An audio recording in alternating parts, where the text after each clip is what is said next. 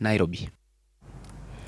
Wakulima wa mahindi wanaendelea kulalamikia uhaba wa mbolea ya kunyunyuzia mazao yao, wakihofia kuwa hali hiyo huenda ikaathiri pakubwa mavuno yao.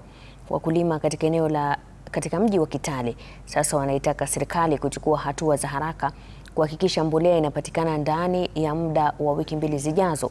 Collins Shitiabai na taarifa zaidi. Katika magala ya NCPB mjini Kitale, baadhi ya wakulima wamepiga kambi kwa siku kadhaa wakisubiri mbolea.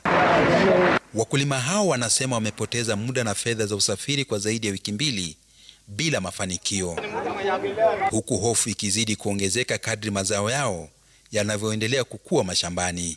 Saizi wakati huu tunataka mbolea ya kutop trace aswa urea, maana mahindi yetu yanataka urea. Hatuna urea, tumeletewa mbolea ya planting ambayo aina ya OCB. Wakati wa kupanda hatukukuwa nayo. Kilio cha moyo wetu, tunahitaji mbolea ya top dressing, kwa sababu mahindi tumepanda imefikia kiwango cha top dressing na tupati ile mbolea inakuja kwa wingi. Sasa ni mbolea ya planting, lakini mahindi ni safi. Shambani, Mama Judith Okango anaonekana akipalilia mahindi yake ambayo tayari yanaonyesha dalili ya kunawiri na kufikia kiwango cha kuhitaji mbolea kunyunyizia. Hata hivyo, anahofia mazao yake kupungua kwa zaidi ya 50%, akisema yeye ni mmoja wa mamia wa wakulima ambao wamekuwa wakitembelea magala ya NCPB tangu mwanzo wa mwezi huu bila kupata mbolea hiyo.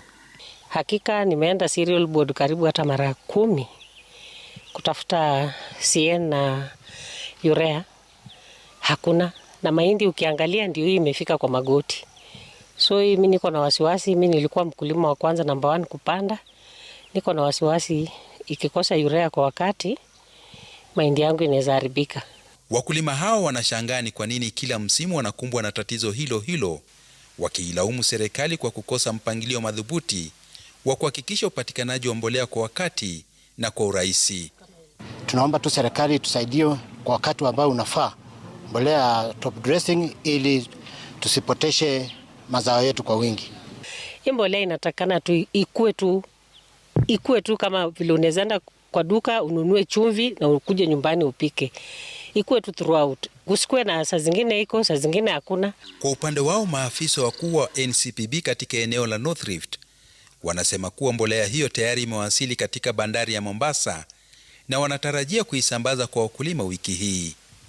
Ni msimu wa mbolea kunyunyiza hapa katika kaunti ya Trans Nzoia. Wakulima wanasema kuchelewa kwa bidhaa hiyo adhimu huenda kutaathiri pakubwa wakati wa mavuno. Collins Shitiabai, runinga ya Citizen, kaunti ya Trans Nzoia.